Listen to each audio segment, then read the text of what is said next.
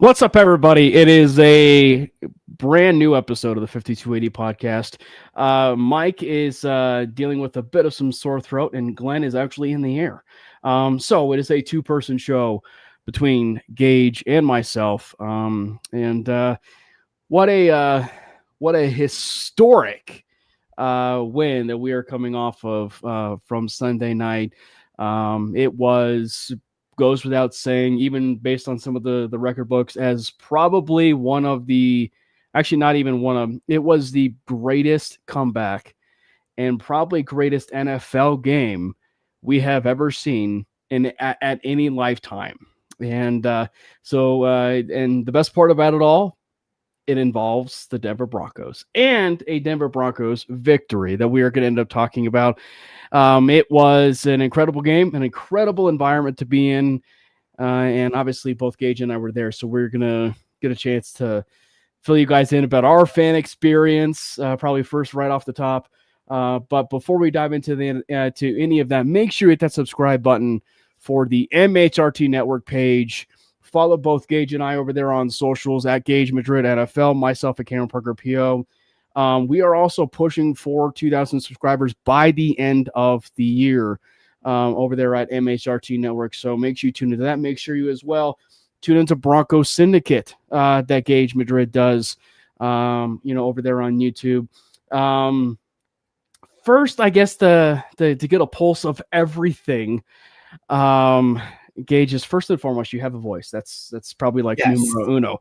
I do know how to speak words. Right. But, that kind of like, if you were to describe that game into one word, how would you describe it? Cardiac. I mean, literally, my heart was beating out of my chest. I got up and walked out of my seat right after they kicked that game-winning field goal, and my legs were like jelly, dude. The adrenaline just rushing through my body. I let out like a barbaric scream as soon as I walked into the concourse. Let's fucking go! Yeah. I mean, I was barbaric, dude. I almost took my shirt off. I was almost one of those crazy fans, but I got to maintain my composure. I am technically media, but yeah, man, it was electric. It was awesome. That is up there with the Colts game last year. I mean, this one passes it, but that Colts game and this one, two very recent home games that both were just electric. Everything felt like it was lost, and then some miracle play happened that completely flipped the trajectory of the entire game. And yeah, man, it was so awesome. It was so electric. Yeah, and for anybody that is actually getting a chance to watch this stream and was at the game, please let us know what your guys' overall experience was like. And we're going to do the exact same thing tomorrow when I do the mainly Broncos stuff. I just want to hear what all the fan reaction has been, because that is one of the best Bronco games, if not the best Bronco game in its history. So I want to know what it was like being at that kind of game. And hopefully you listened to Bo Nix and he didn't actually call you out on that post game and you left early. But I would love to hear the fan side of things in those comments of what was that experience like for you? Because I mean, like, as Gage was saying, it's like, when you experience a game like that, I thought it was, even with honoring DT and honoring Super Bowl 50, I had a friend that posted this, and it's beautiful thinking about it, but it was like, it was such a it was such a microcosm of everything that not just happened in that Super Bowl 50 year, but everything that happened after that as well, based on offense and special defense and, everything like that. And even some comebacks, some special Mile High Magic comebacks that happened in that game, or even statistically, some divine intervention that happened, in that type of game, statistically, of everything, that unfolded. It was special. Like, it was absolutely special. And I think that being in the being in that game, Gage, you and I talked about it. It was, I was surrounded by Giants fans. One of them had tape surrounded, like covering up the Barkley jersey that he had on. So he covered up the two, and then for the name Barkley, he mixed and matched and put the thing Dart on it. But that was something because, like, when you in the early, like the first three quarters, it was all Giants. They had every single control. Jackson Dart was playing. It was about 40% completions, but like he was making a few plays there. Like those plays were there. Yeah, he was doing enough, and by enough I mean a play here and there. Cam Scadabo would have a run here or there. But like it was one where it's just like, for it being 19-0, now looking back on it, it's like, well, at least the moment was there for them to at least score and get some momentum. But unfortunately, it took the Broncos until the fourth quarter to go on the largest scoring output in NFL history for one quarter. And so that was just incredible. And then to see at that moment when the Giants took that 26-8 lead and fans leave the stadium. And come on, back in, man. You're here. Okay. I still see you. Yeah. Cool. And to see the fans leave, Bronco fans leave, and then the Broncos come back and everything, and the way it all unfolded is just Hollywood can never script something like that. I want to send a message to the people who left early. This Broncos team is different, folks. They find ways to win. And even if they don't win, they find ways to make it close. Never leave the game. First of all, I know how much those tickets cost to that particular game. They weren't cheap. So you're paying a pretty penny to go. Why are you wasting your money by leaving early just because you want to beat the traffic? That's nonsense. It's absolute nonsense. Stay for the game. We have a quarterback who makes plays in the fourth quarter. We have a defense that can force turnovers on a dime and flip the entire game. And that's exactly what happened. Justin Sternad, that interception, Bo Nix in the offense flipping it in the fourth quarter. Those plays are why we are a different football team. You think about that Indianapolis game in 2022, the worst game I've ever witnessed. As soon as it went to overtime, the stands were clearing. This is not that team, folks. This team is different. They're resilient. They've got balls, and they showed them in this game. Yeah, if there is at least probably on the surface one of the big strong takeaways, it was for at least the home crowd. You don't leave. If there's one message, as far as a game like that, that was something. And what's crazy to me, let's kind of go through it all, because like it was a problem. Like it was a problem in the beginning. Let's just start and talk about the stuff that was in that first half or first three quarters, mind you. Sure. The Broncos were struggling. Like the Broncos were struggling, and to the credit of the Giants, and the Giants defense is no joke. Like we talked about it last week. We even mentioned it before. Like their secondary is full of dudes. Their defensive line is full of, incredible talents. They even have a decent linebacking core with Okereke and others that are just solid, linebackers up and down. And like, so they're no slouch, and they really did a great job of basically pigeonholing the Broncos into just not having it be their day, to where it just became a pure execution thing for the Broncos. Yes. I completely agree with that. I didn't mean to cut you off there, but the execution was the biggest issue for the Broncos.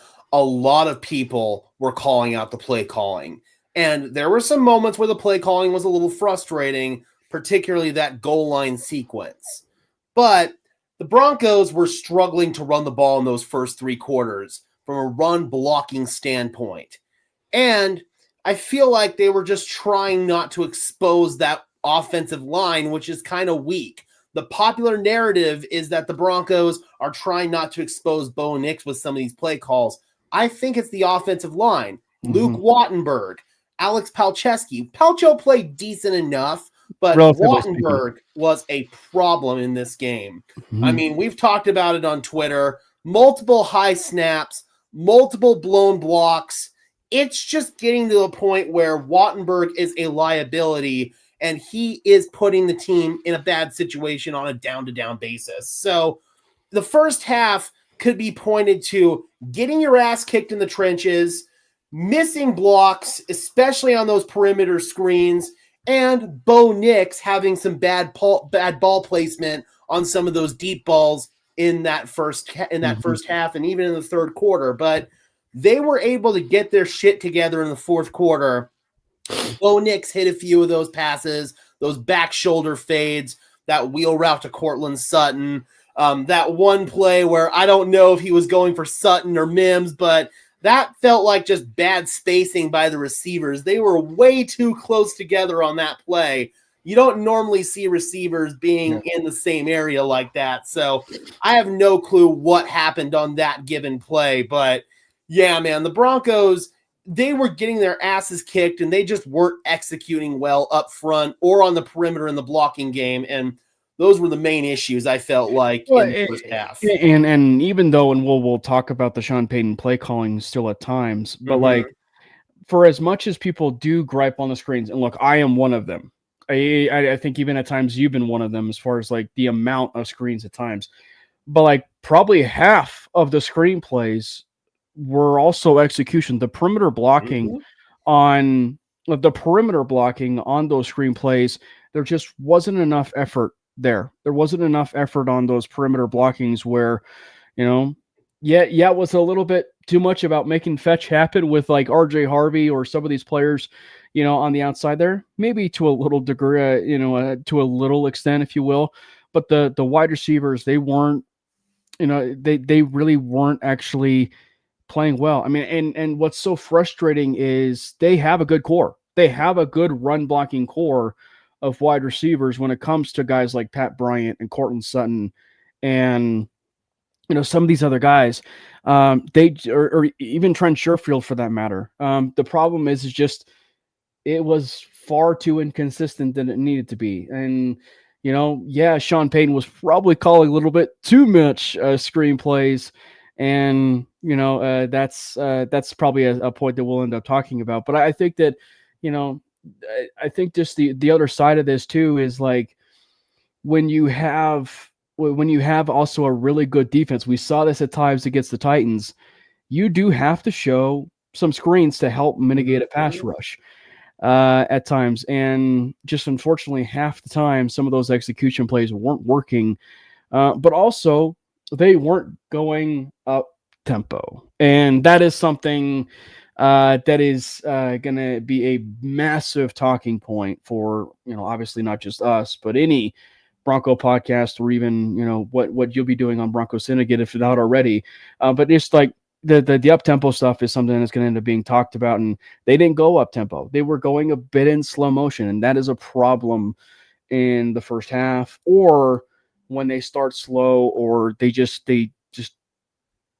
they're trying to kind of go a little bit too much in terms of their script offense, a little bit too further down when it comes to the first and second quarter. And the thing with the up-tempo stuff is it strips down your playbook and makes things a lot more condensed. It makes it a lot easier to execute. It makes it a lot easier to call. And that doesn't mean you're not going to huddle. You'll see kind of those little half-assed huddles that they'll do sometimes whenever they're going up-tempo. You can take the play clock all the way down even, but just get up to the line quick and don't get into that full huddle where Sean Payton is calling some declaration of independence play call. And those are some of those logistical issues and operational issues with this offense that frustrate you. And then I think we should talk about that goal line sequence when they finally get down there. They've got their best drive on offense to that point.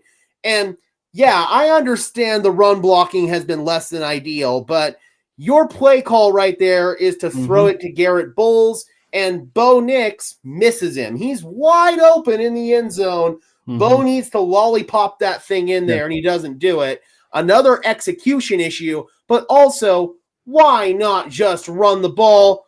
Even better idea. Yeah. Run the ball with your quarterback in that situation. Yeah. He's probably going to score. And the fourth down play, that was the one screen where they knew it was coming. It was a tunnel screen, and they were all over it. The rest of the screens, at least from my viewpoint in the stadium and watching some of the All-22, I haven't gone through all of it yet. It looked like the numbers were there. Everything was good, but the blocks were bad. I mean, you had Ingram miss a block. You had Mims miss a block. I want to say Sutton missed one as well. Like, I counted multiple blown blocks on the perimeter. Yeah, I mean, multiple blown blocks on the perimeter. It was friggin' ridiculous, bro. And you cannot execute at a high level. If you do block on those swing perimeter plays, they work. You can get 7 yards a clip on them pretty easily, but the Broncos don't block well enough. And I understand people want Sean Payton to abandon those play calls. I feel like you can't do that because if you abandon a play call out of fear that you can't execute, that's a chicken shit mentality, and that's a loser's mentality as a play call. You've got to stick with these plays and trust that the guys that you're paying millions of dollars to can execute and make their blocks. No block, no rock. That simple. And you know, and I will say one of the parts that has been my big bugaboo with Sean, and I say this because it sort of leads us up into what we saw in the fourth quarter, is the lack thereof at times in terms of the scheme and personnel decisions. We don't need, this isn't preseason anymore, Sean. We don't need to be rotating and subbing every third play when it comes to, you know, players and stuff like that. You know, I mean, like we need to actually trust the fact, you know, I think that like we need to be trusting the fact that we have a really good lineup when it comes to some of our best players.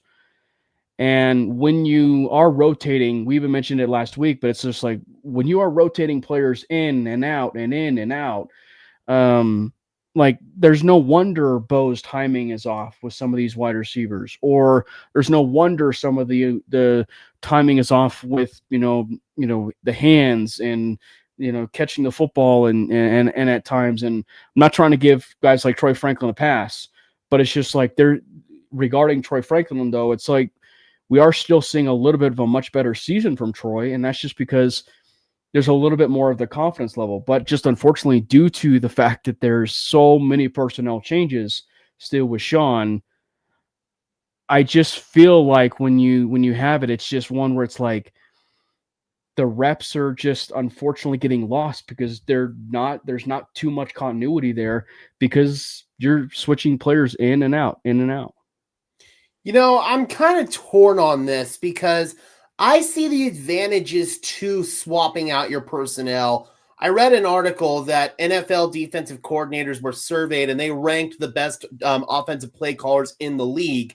And Sean Payton was ranked number 8. And the main point that a lot of these D coordinators had was the personnel really makes things hard on the defense. When you're swapping guys out, when you don't know if you're really in 11 or 12, when you've got like a half receiver, half tight end like Evan Ingram, they don't know how to match up defensively. I don't see a problem with it, but maybe doing it every other play, that could be condensed down just a little bit, but I still see the advantages of doing it, and I believe the Broncos will continue to do it. Can you bring up Rich A's comment, please? Yeah. And I 100% agree with him here. Like, guys were open in this game. Bo had some bad feet at times, especially in the first 3 quarters. Say again? No, just even the Garrett Bowles play to a certain extent. Yeah, exactly. Yeah. I will continue to double down. 90% of Bo Nix's accuracy problems are footwork, and footwork is a correctable issue. But yeah, I completely agree with this. I completely agree. And it boils down once again to execution. Yeah, and I think that at the end of the day, like I think that's the problem at times with Bo is that he's a bit of a streaky player, and but I think that when his footwork is there, and the way that he can be able to set his feet, he is a really good quarterback. But there's times where if he's even out of structure and he's throwing off balance at times, he's really accurate when he's out of structure. It's just about finding that balance, and that is undoubtedly something that Bo needs to work on. But I just think that I'm obviously not saying that they should not be doing any like any more of the personnel stuff, because like you can't ignore it, like substitutions, stuff like that's going to end up happening. It's just the regularity for which Sean does it. He's got to do a little bit more, because like specifically, this is a nice little transition, right, to getting into the best part of the game, which was the fourth quarter. When you look in the that fourth quarter, their best moments of the game, or even the first half of the Jets game, their best moments of the game happens when you go to this up tempo. Mm-hmm. And because of this, when you go to the when you go to that, like it's or I should say, and you start using guys of the fact of Cortland Sutton and Troy Franklin and Marvin Mims and Evan Ingram all on that type of offense, with the way that it's all constructed and the way that we are getting a bit more aggressive, with the tempo and the play calls and the way that things are constructed, and you're using Evan Ingram on the flats and the shallow crosses, and even some of the, some of the fade routes at times, even to, Marvin Mims. It's like, it gets to be really unstoppable, to where it's like for as much people as anybody talks about wide receivers, myself included, about them wanting to address it, when they go that route, it's just, they are a very unstoppable group, to where it's like, there's a little bit of some Bills here where like, they may not have like some wide receiver ones per se, but they got some dudes. They got some dudes in Cortland Sutton and, Marvin Mims, who's really underrated. And when it comes to the fourth quarter, it's not just Bo Nix who's clutch, as we've seen. Marvin Mims is also clutch when it comes to that fourth quarter. So when they go to this up-tempo, offense, it just does not affect just Bo Nix. It affects everyone. Yeah, I agree. And it's all about condensing things and simplifying it, and to an extent, just going out there and playing backyard ball. And you've got a quarterback who thrives in those situations, and you got receivers who thrive in those situations. So I can totally see the benefit to it. Sean Payton, he's a little bit old school, set in his ways. Is he going to pivot more to that up-tempo stuff? I don't know. I hope he does, because there's clear and obvious evidence that it works. But again, it's Sean Payton. Yeah. Well, and I think that the side of it where it's clear that when it was the best kind of game, because Jackson Dart was playing well when it came to confidence and everything and swagger. You really got a chance to see that. Bo Nix is no exception for that either. Like, Bo is a quarterback who plays with confidence and swagger. Sidebar, that's another reason why the complimentary note that Cooper made to Dart was complimentary, not thank you. But I think that with Bo, it's like, when you are utilizing his legs, that's the area of this where it's like, wow, like you see so much of his confidence grow with not just him running the football, but in the pocket, how you really do get a chance to see, and this is a bit of an over-exaggeration at times, but when Steve Spagnuolo mentioned about Josh Allen, that's where you really do see the possible situations where, oh, wow, there's a possible Josh Allen that exists here when you have that kind of confidence, because it's darn near unstoppable when Bo was playing with that kind of running ability, that kind of processing, that kind of attacking the middle of the field, that kind of attacking down the field. It's a very unstoppable confidence. You know, the more and more time goes on, the more and more I like Fangio's take on Baker Mayfield. Like, I see those Baker Mayfield traits. They don't exactly have the same play style, but making plays happen with their legs, not giving up on a play. Like, I see that stuff with Bo Nix. He's got it in there, and it seems that he brings it out in the best moment, which is the fourth quarter. You can't win the game in the first quarter. You can't win it in the second quarter. You can't win it in the third quarter, but you damn sure can win it in the fourth quarter, and Bo Nix has that trait. So that's something we can build around long term. The question is, can we get to a point where we're executing all four quarters, where the game plan is working for all four quarters?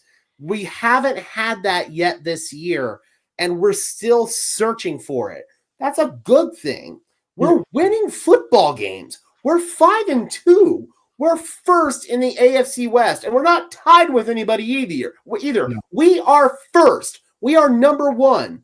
But you've got to find a way to consistently stack these games for all four quarters, and I'm hoping that's going to happen soon. And I would much rather have a quarterback that is a clutch quarterback than a quarterback like. And I realize, it's a quarterback that struggles for the first three quarters at times.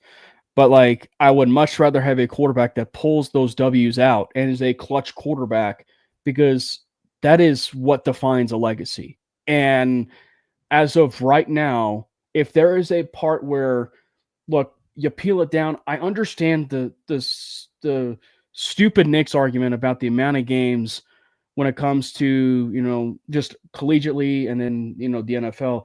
The NFL is a different breed. Like the NFL is a different breed. But I understand from the whole surface, if you will, with the amount of games. That does come from all the game experience that Bo Nix has. And when he has been in those big moments as a quarterback, those do add up. And we are starting to see that. But I think where it does need to be bottled in is the fact of, like, we should be using his legs a little bit more, even early on in this game, because he is, as even Victory Lap mentioned, and everything. It's just like we absolutely should be using his legs in a sense, because it's just like, it's just a very different offense. Even it helps J.K. Dobbins out more. It helps even the wide receivers out a little bit more.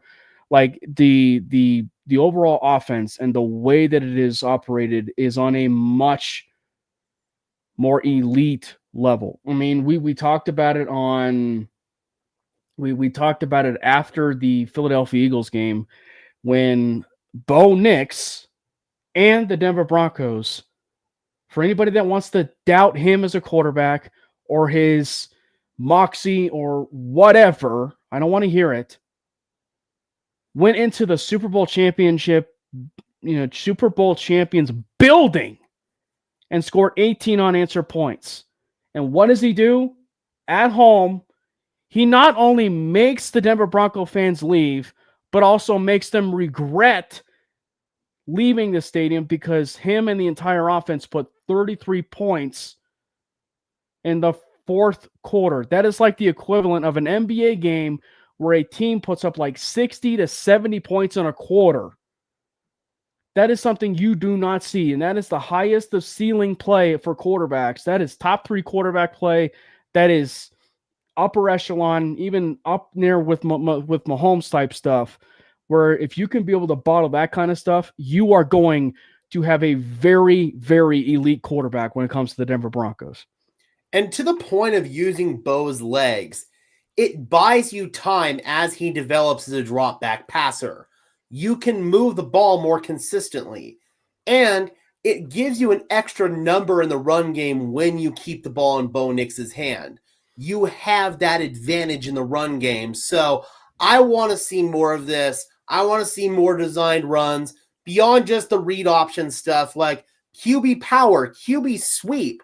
we saw, I think it was like a pin and pull play or something like that with Bo Nix, that touchdown run. That was freaking awesome, man. More designed runs like that. We need it because Bo Nix is a legit threat with his legs. He's not a running quarterback, but he's a quarterback who can run at a high level, and we don't tap into that well enough. We need to. You know, and it's funny because like we talk about how we say it all the time. I think Sean's smart enough to where he understands it. It's just he's also egotistical where it's also like he also can't get out of his own head, you know, and I think that when Is it anxiety though? Is it like not wanting to get your quarterback hurt? But right, and I think what's so interesting is this is a coach who had Taysom Hill, where and that was at the latter part of Drew Brees' career, where you were starting to kind of see Sean Payton use more of Taysom in some of those, you know, more athletic quarterback type packages, right, with New Orleans.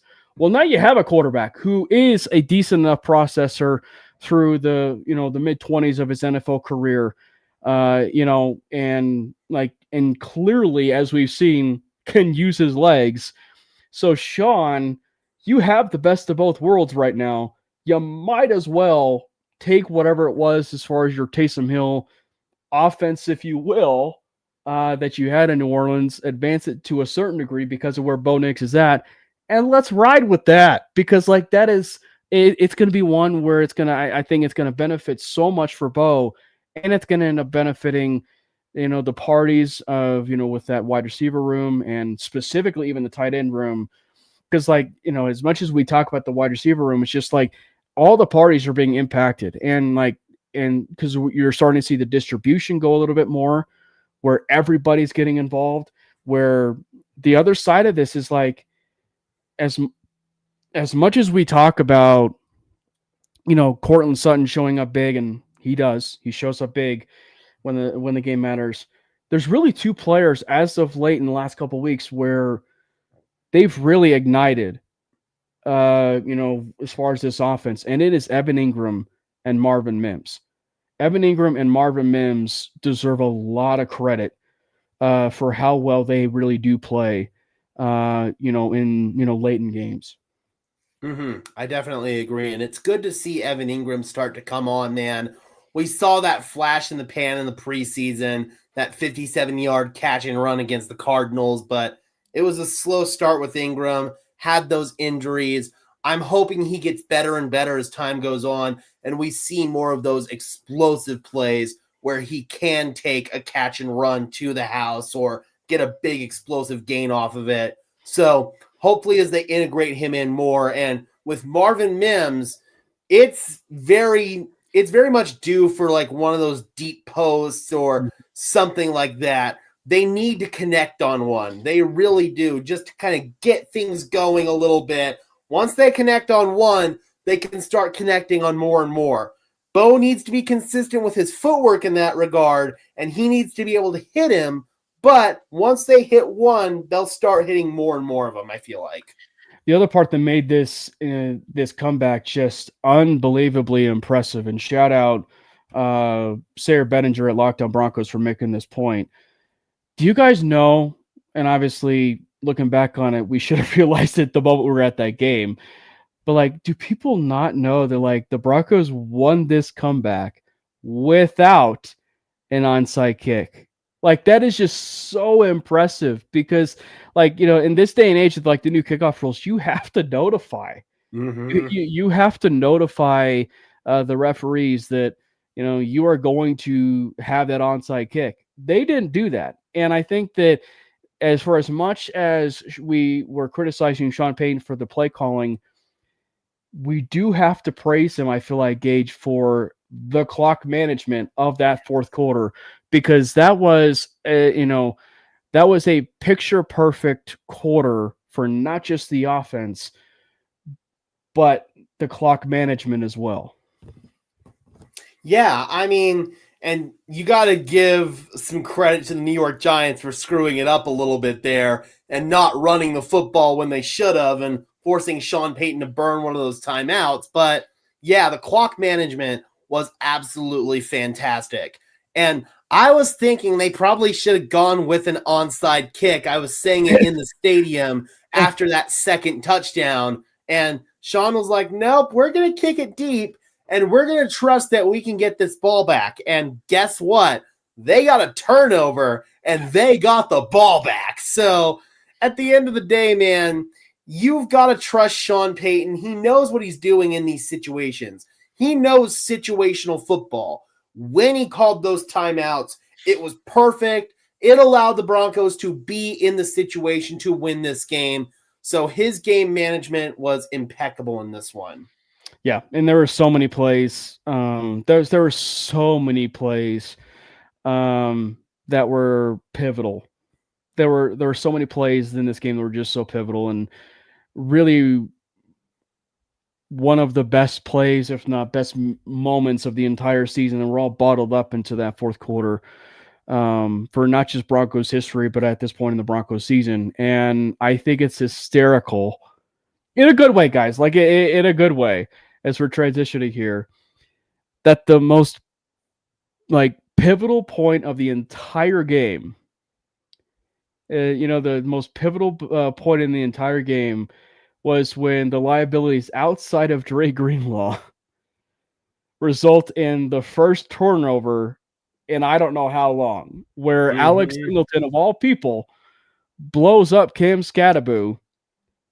Might have been a bit of a trip there by Scattaboo, but Singleton blows up the play for Scattaboo.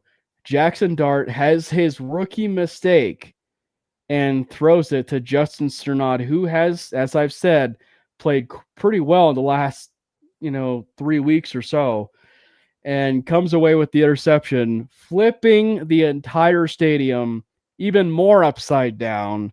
And at that moment, as I was saying, we were talking, Gage and I, at that moment, I know Gage was surrounded by Giants fans, and I was surrounded by Giants fans at times. The countenance of those Giants fans, the moment Dart threw that interception, it was starting to go down for the confidence of that fan base. Before that point, when they scored those first two touchdowns, it was kind of like, all right, well, they're window dressing it. They're making it look a little bit better on the scoreboard, but there's no way Denver wins this game. When Justin Strnad dropped out of the A-gap into coverage and Jackson Dart decided to throw that drag route, he was cooked. He was cooked. And that flipped the momentum of the game. I had a ball knower up in the stands with me. I wish I would have gotten his name. Really good dude. And we were both looking at each other like, oh my God, that just flipped the entire game. Yeah. And sure enough, man, that's what this defense can do. They can flip the momentum of an entire game. And that's what gave us the opportunity to make those plays on offense. And yeah, man, it was awesome. And relatively speaking, the defense did do its job all day. Like, the defense did do its job all day. There were just a few plays, right? Like, there were just a few plays that were a microcosm of the issues that we had been having. Now, I think it's not, relatively speaking, for one game, it's not going to change things because of where the Broncos have been at this point in the season, which is without Dre Greenlaw for the Dallas Cowboys game. We'll talk about that, suspension, not having him, etc.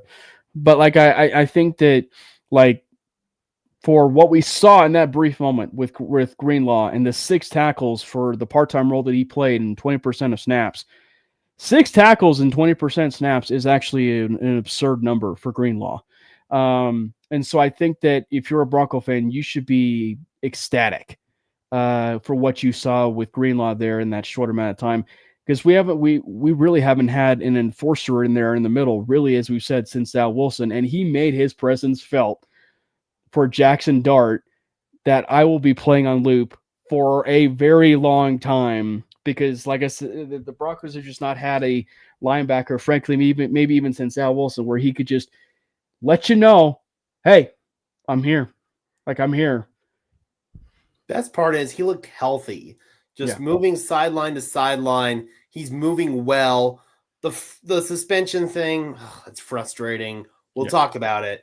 But he looks good. He looks like he's going to be ready when he comes back against Houston to make an even bigger impact. And the personnel changes that we can make at linebacker once he returns from the suspension, it opens the door for a lot of different things that we can do. Yep. And maybe we're reading a bit too much into it, myself included, where it probably should be a Greenlaw Sternad thing. Maybe it is a bit of both, where it's Greenlaw and Singleton, Greenlaw and Sternad. It's a bit of both of that. And I know that sounds crazy, but it's just I just have this feeling it could be a bit of both of that in terms of Sternad and Singleton. I think all three should have a role. I don't think Singleton should come off on every down, but I think on third down, it should be Greenlaw and Sternad. Yeah. And I didn't realize Jeff mentions like with Houston, that's even going to be somewhat of a reunion for him because D'Amico Ryans is going to be in the building, and he wants to play well for D'Amico Ryans, knowing about how much it'd have been nice to play for D'Amico Ryans. So that's going to be something to see him back for that. Yep. Yeah, and we do have to talk about the New York Giants did help us out there. Their kicker missed 2 critical extra points, and they failed. Yes. And they also failed to convert on a key 2-point conversion. That allowed Denver to win the game in regulation as opposed to taking this thing to overtime, which was huge. I mean, absolutely huge. So, and another thing, Will Lutz. I'm not seeing enough people give love to Will Lutz. He went out there and he drilled that kick right down the middle as I knocked my camera over.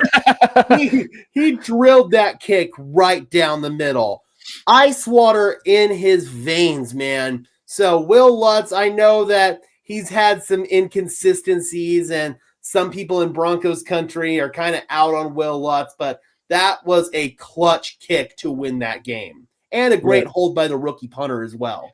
I assume you were talking about the dart interception. That was actually Sternad and Singleton on that. Like, as we were saying, Singleton blew up Scatterboo and Sternad, with the pick. So one of the possible 2 liabilities outside of Greenlaw put together the biggest moment of the entire season at that point. And granted, like I said, there were some pretty huge moments of that entire game.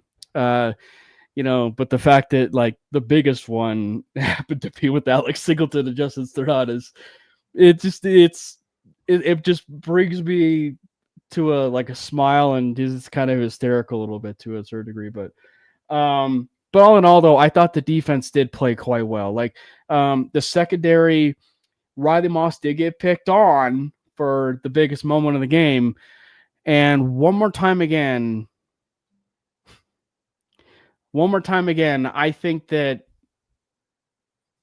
I need to be careful on this, because it's I'm at the point near the midway point of the season where it's it feels like the refs are targeting him and that there's an agenda. I hate to use the word agenda, but it's at that point where it feels like an agenda.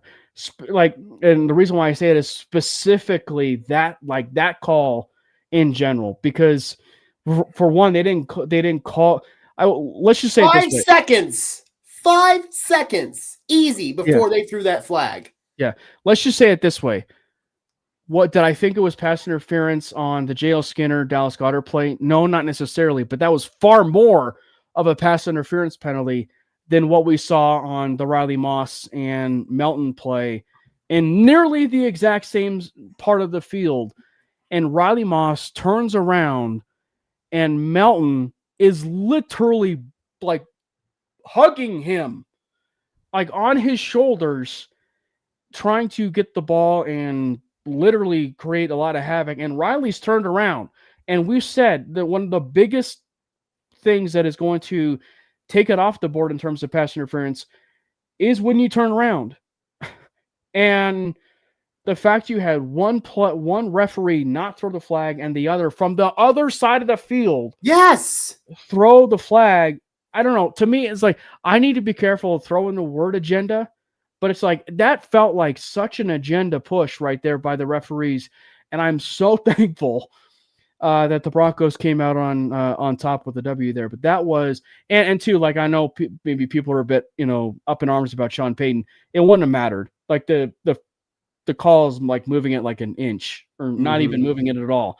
So I think Sean Payton had probably heard enough about the whole Riley Moss thing. And the moment on a very obvious non-pass interference penalty, that's when Sean just lost it.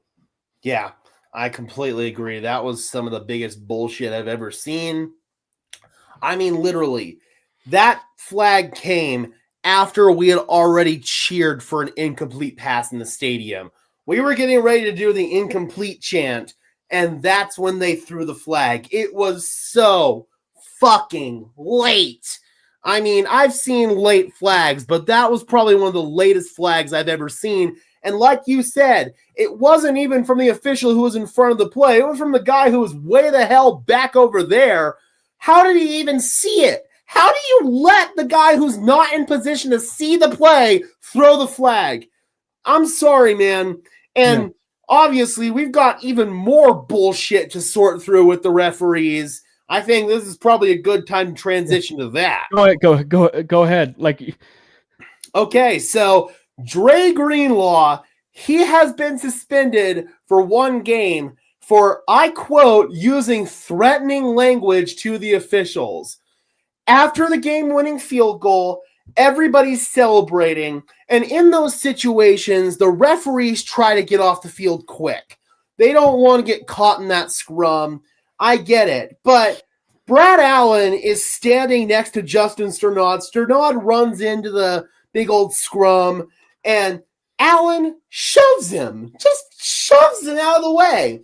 It wasn't like a hard shove or anything, and Greenlaw might have underreacted a little bit or overreacted a little bit, but it's like, dude, what are you doing? Why are you shoving a player? So Greenlaw's not going to take it. He's fired up from the win. Testosterone and adrenaline, they're flowing like crazy. Yeah. So he comes over and he gets into Brad Allen's face, and finally Allen decides that he's been offended enough, so he throws a flag and then points at him like, he did it, teacher, he did it, that's the guy who did it. And Greenlaw just runs off the field. I think it was Q Robinson that eventually pulled Greenlaw away, but apparently it was threatening language. That's what they're claiming. And Greenlaw's suspension has been upheld. It was announced right before we went live for this show that Greenlaw suspension has been upheld. So, yeah, man. And Brad Allen, I will remind you, has been involved in a lot of controversial stuff recently. I mean, the eligible versus ineligible situation in Detroit with Taylor Decker and Dan Skipper, that was Brad Allen. He had some other controversy last year. The other one, as far as I want to say, it's last week or 2 weeks ago with the Lions when Brian Branch punched Juju Smith-Schuster. That's right. That was Brad Allen too. And he gets a 1-game suspension. Meanwhile, Greenlaw is breathing on the referee and gets a 1-game suspension. He said, she said, in the sense of like this, they're not pushing, like they made contact. If you're going to suspend anyone, suspend Justin Sternad, because you can't suspend Brad Allen. You're going to suspend Brad Allen, but it's just like you can't make contact with an official.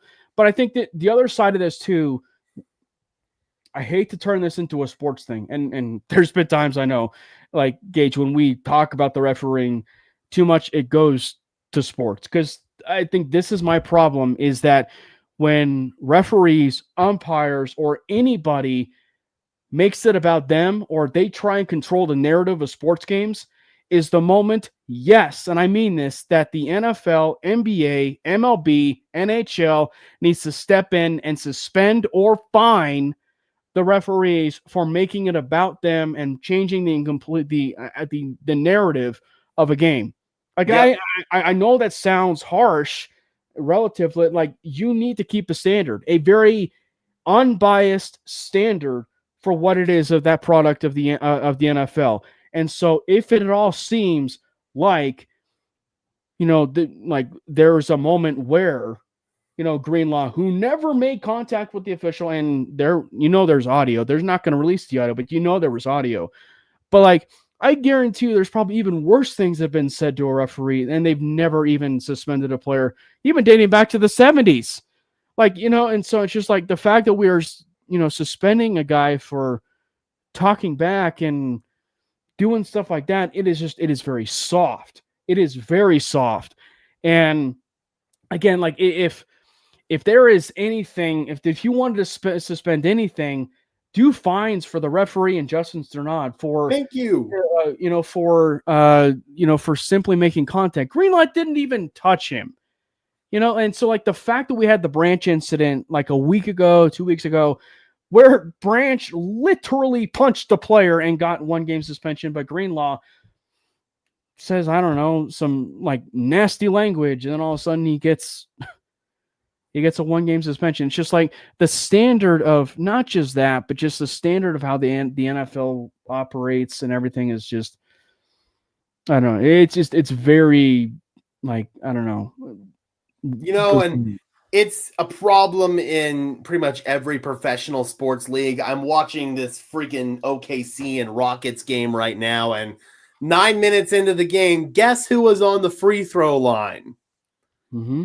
Yeah, so this is a problem in pretty much every single sport. The officiating is garbage, but with Brad Allen, you're not allowed as a player to put your hands on the officials, but the officials are allowed to put their hands on you? And at the end of the day, Dre Greenlaw got suspended simply because Brad Allen got his feelings hurt. That's it. That is the only reason why Dre Greenlaw got suspended. It's because Brad Allen got offended enough to throw a flag there. What? Yeah. I'm not going to say the word, but you guys can fill in the blanks. Yeah. No, it's just, it was very unfortunate, but I think it also goes to show you, not to turn this positive, but it goes to show you, like, the Broncos have been missing this kind of dog mentality. Like, from their linebacking core, or just simply from their defense. Now, that was some Aqib Talib type stuff. That was 100% some Aqib Talib type stuff, which is so fitting, as we kind of, tie a bow on everything, in the sense that they were honoring the Super Bowl 50 team, and they were honoring the Demaryius Thomas, the late Demaryius Thomas, into the Ring of Fame, which, by the way, it brought a tear to my eye, because in that game, they put Demaryius Thomas and Peyton Manning and Pat Bowlen. Demaryius was in between Pat Bowlen and Peyton Manning. That really kind of brought a tear to my eye. Like, that was like, man, that's like that is something where I just know, and I've been said it before, but like, if Pat Bowlen more and more is, he was on, being owner of the team, if he just knew just how good, Demaryius was as a Bronco and everything, he would smile ear to ear knowing the fact that Thomas was wearing orange or blue. And so what an incredible moment in honoring DT and the Super Bowl 50 team. Yeah, I mean, that halftime ceremony was awesome. The pregame, I wasn't there in person for that pregame when they unveiled his bust, but seeing the video of DT's mom touching her son's face, so that one got me a little bit.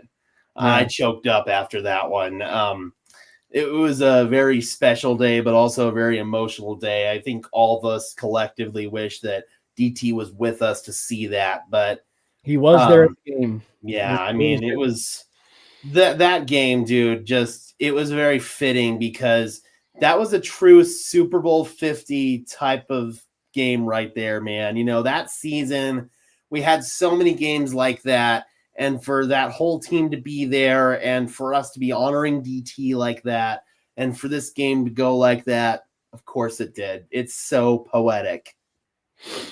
Yeah, no, and it was that, I think we even said on the top, but it was such a microcosm of not just the Super Bowl 50 year for, how they executed in the sense of just how their games were, to the, just even in the 8 years, like there was post that, and how close it has been, or, how terrible the offense, has been, or even in the Super Bowl 50 year where bounces were going that way, or it felt like bounces weren't going your way, but then all of a sudden here comes another moment where it bounces in your favor. It's just, it was the epitome of Mile High Magic. And, look, I was saying it on the show last night, but it was just like, for anybody that felt like, this was like a Tim Tebow type game, I actually would disagree, because this is like the Tim Tebow games weren't that insane in a sense. Like it was just one miracle play or something like that. Right. Like there were a couple here and there, but like it wasn't anything, because like, and that's one of the reasons why, to kind of tie a bow on the game offense in general. It's like, that's why it's crazy for me to say that, like, I don't think that the way the Broncos operated and executed, that the 33 points in a quarter was an anomaly. Like, I just don't think that's an anomaly, because of the fact that we saw what we saw 2 weeks prior of them scoring 18 points, like against the Super Bowl champions in their own building, and the fact that we saw like truly pure execution from that standpoint. That's one of the reasons why, it just, like, it was special. It's undoubtedly, it was special, but that was Tebow magic on Bo Kane. that was Tebow magic on Bo Kane. And it was a special game. Obviously, some divine intervention, obviously, with that game. 33 seconds when they had the last drive of the game. 33 seconds when they had the last drive of the game. 33 points is what they scored. And they had two 2-point conversions, which resulted in 8-8. And also, I think this is Jolene, and I think I have to get it confirmed, but the Broncos defense, I think, had 33 solo tackles. But just an incredible, magical game that that was incredible. That was incredible, Gage. So I guess, like, I say all of that, and for anybody that's in the chat, I posted it on like the mainly Broncos Twitter handle, but I would love to hear your guys' feedback, and even you, Gage. Is like, we said it before, is like, where does that game rank? Where does that game rank for you in terms of Broncos history? And this goes well beyond playoffs, regular season. Like, where does that game rank for you? I mean, I can't really speak for any of the Elway games because I wasn't alive for those. So I'd figure, like, the Drive and some of those old school Elway games, they'd be up there. Greatest Broncos game in my history was Super Bowl 50, obviously. So I wouldn't go quite that high, but it's definitely the craziest game I've ever witnessed in person. I've been to every non-COVID home game since 2018. It's just electric, man. It was an electric game, and it's hard to rank, but I'd say probably the most cardiac, stressful, exciting, anxiety-ridden game that I've ever personally had the pleasure to be a part of. And I would love to hear people's comments in the chat, because it's like, it's one where I think, and that's why people, I think that, there's a different experience at times, I think, when you're actually at the game versus you're watching from a TV broadcast. And I will unfortunately say is like, because I was living, in Virginia at the time, during some of the Tebow years. So like I was, witnessing some of that, and then kind of coming back here. No, I take it back. I was in Colorado. I don't know why I was thinking that. I was in college because I was a freshman when we moved in. But no, it was just like, but it was still kind of new, and I wasn't actually going to games, when it came to the Tebow.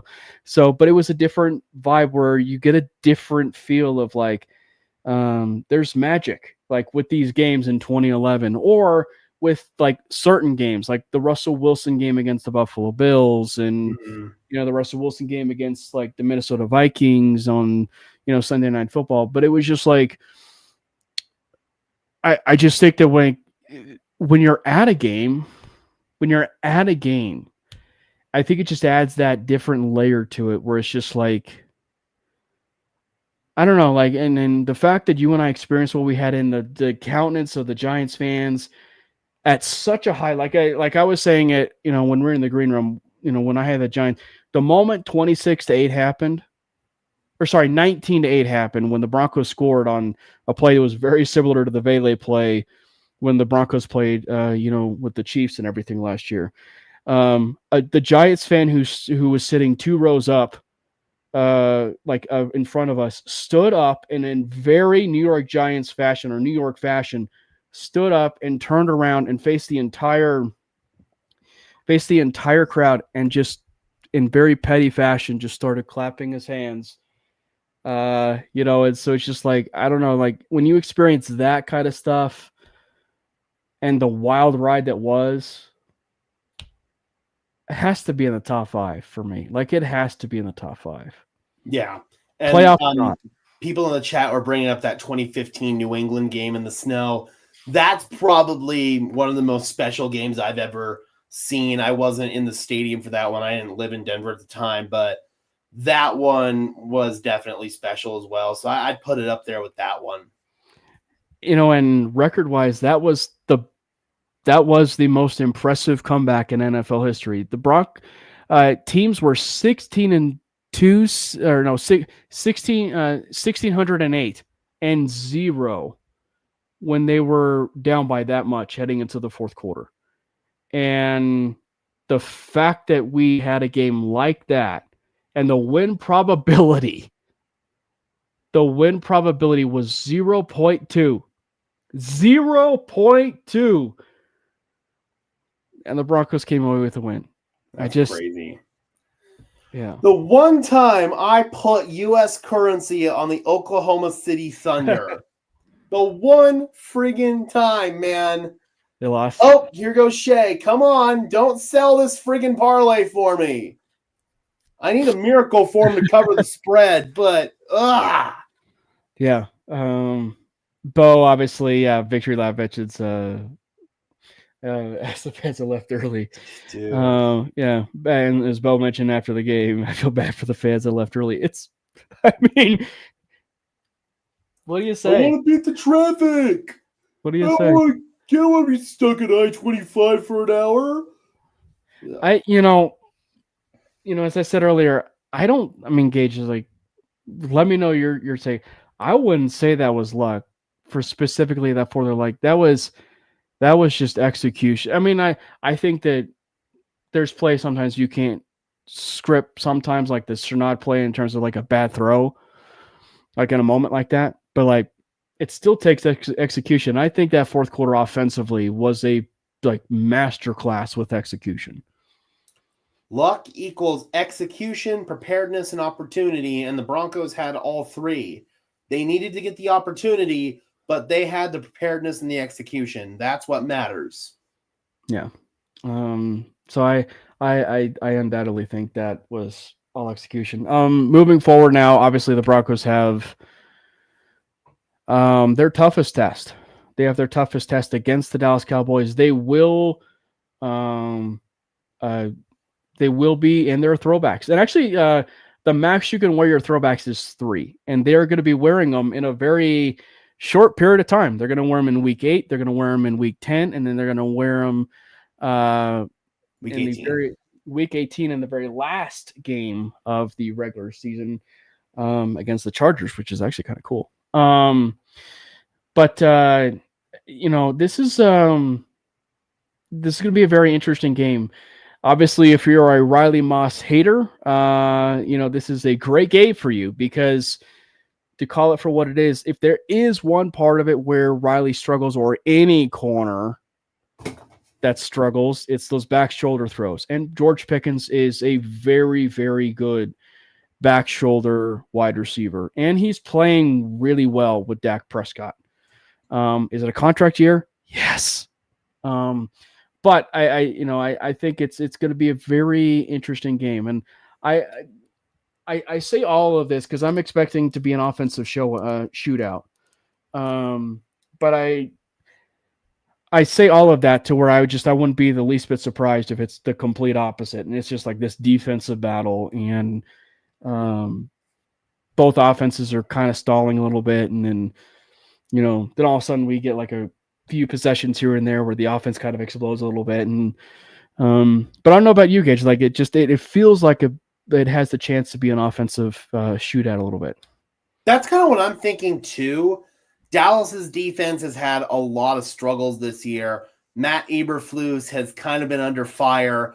I haven't gone back and watched the tape from that Commanders game. I'm very interested to see what happened in that one, because if their defense kind of caught fire like the media is making it sound like they did, then Denver might have a much bigger challenge ahead of them.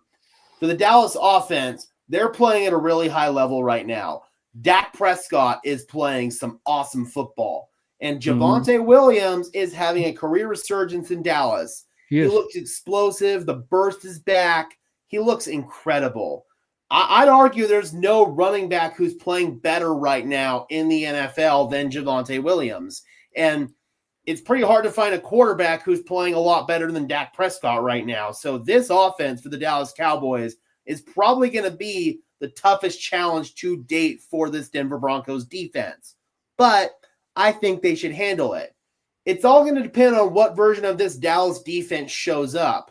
I think the Broncos offense is going to make enough plays, and Sean Payton's been pretty pissed off about how these games have gone these last couple of weeks. He's itching for that complete game. Will it happen in this one? We'll find out. I have never seen the Denver Broncos lose to the Dallas. You never seen them lose to the Dallas Cowboys. I think that's what Gage is saying.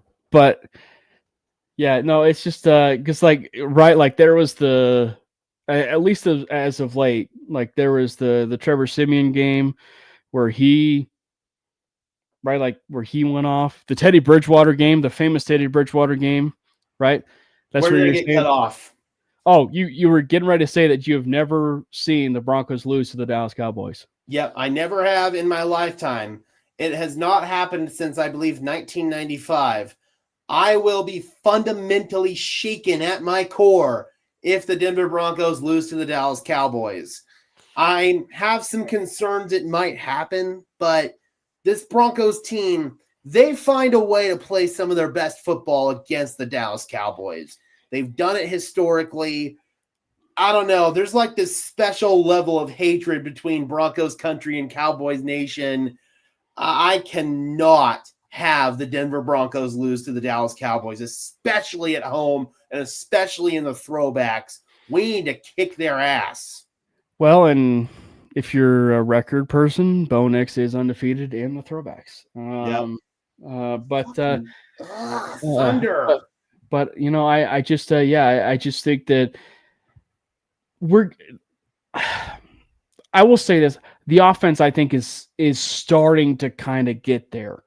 Like it's close. I know it's the 3/4 stuff, but we had like the first half against the Jets, and I think there's a part of it. I forget who I was listening to. Was it Albert Breer today? Albert Breer made a very interesting point that I think gives at least some credence of the idea for the Broncos like struggling for the first 3 quarters. And it's just like sometimes or more often than not, you see you see a team that comes back from London have a bye. Well, Sean Payton obviously advised them to not have the bye. They advised them to come back home. And I think that due to the lag and the time change kind of affected them a little bit. And so the fact that they were stalled a little bit for those 3 quarters maybe isn't as much of a surprise, but the fact they did what they did and at home and the points that they put up, I think that even though it has been that 4th quarter and the 18 points against the Eagles and everything, and then that first half that we saw against the Jets, it just feels like we're at least getting closer to where things are starting to kind of click for Sean and that identity. He needs to, figure out the way that, like, well, one, we got to start using his legs a bit more, and maybe a little bit less on the personnel changes at times. And so it's just like, I think that this is a game, and I say all that. I say this is a game where I don't know if the Broncos win this game, and I'll say if the Broncos win this game on mainly tomorrow. But I think that there's a chance, like I said, that this could be a shootout. How would you say quantify it, as a shootout for this? Because obviously the famous shootout that everybody talks about, which is ironically the one where Tony Romo and Jim Nantz are going to end up being on the call. But the one that when people always talk about shootout, it's the Manning Romo game where it's like 52-49 that Manning won when Des Bryant obviously had the famous forced fumble, and it came down to the Matt Prater game-winning field goal. So what is your level of shootout? Is it 30 points each? Yeah, 30 points each, like 35-32 or something like that. Yeah, I'm going to say 35-31, but I'll say who wins tomorrow on mainly. But that's kind of like where I'm at. Is like it's one of those where it's like the defense, Dallas to a certain extent, like they are also an aggressive team. Like they are an aggressive team. They are an aggressive, undisciplined team like us. They've always been an undisciplined team as of late. Go figure. And the Broncos have just got to find that happy medium. You're an aggressive team. The Broncos have just got to find a happy medium of the aggressiveness and competitiveness with also some even keel in there. And I think that if they can do that, you'll see way, way less in terms of some of those dumb penalties. Let's just put it this way. I know who the better team is, and I know who should win, but will they put together a game for all 4 quarters? That is the big question that the Denver Broncos are going to have to answer in this one. They should win this game. They are the better team. Dallas has the better quarterback, but the Broncos are the better football team. But can they make enough plays? The other part of this, too, is as much as we were given a little bit of some crap to Brian Schottenheimer, he's coaching the team well. But also Dak is now due for a doozy. Like he's playing like Dallas, and Dak is kind of due for a bit of a defensive like juggernaut type game a little bit, where it's just every once in a while Dallas has these games where it just all of a sudden it comes crashing down a little bit for a game. I would argue Dak Prescott's 2 worst games of his NFL career have come against the Denver Broncos. You think about that game in his second year here in Denver where Aqib Talib pick-sixed him at the end. He did not play well in that game. And then you think about the game that was 30-0 in 2021 with Teddy Bridgewater. That was the Broncos' first game after they traded Von Miller.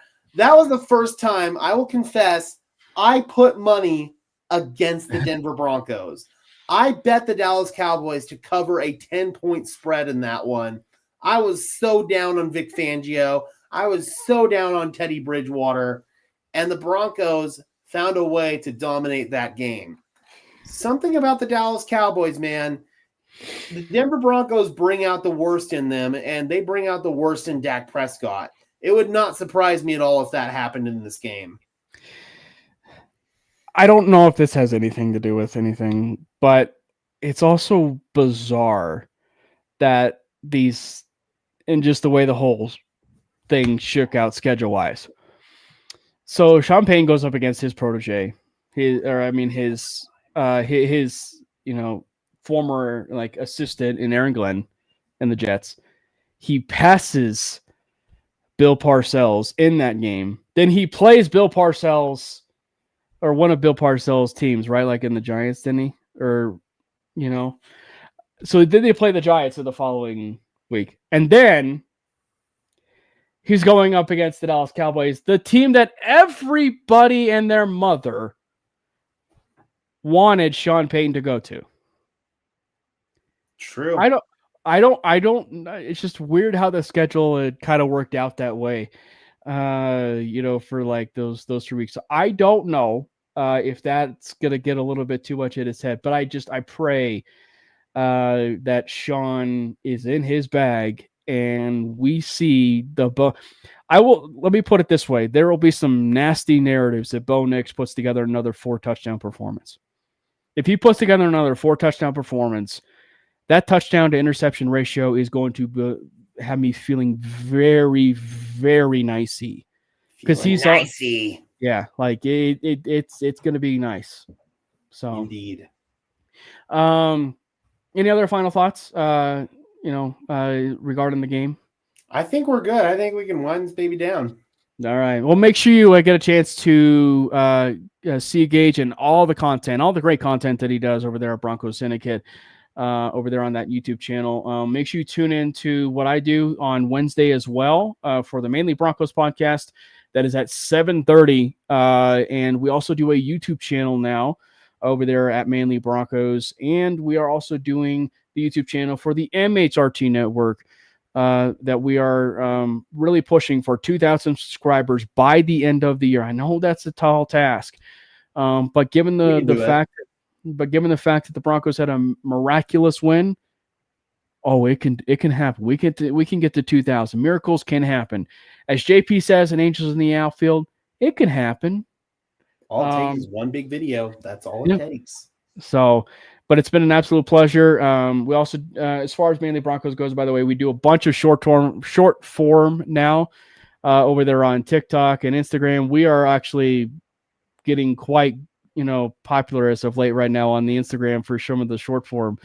And in terms of the, some of the videos that the Broncos have posted, and it helps that the Broncos have been on like a 4-game winning streak. But it's been kind of nice. So make sure you go check out everything there on Instagram, TikTok, and of course, as we said, Gage over there in Broncos Syndicate, everything else, and every show that is on the MHRT Network channel. And by the way, the Av season is underway, so make sure you go check out the Cluster Puck podcast since the Av season is underway.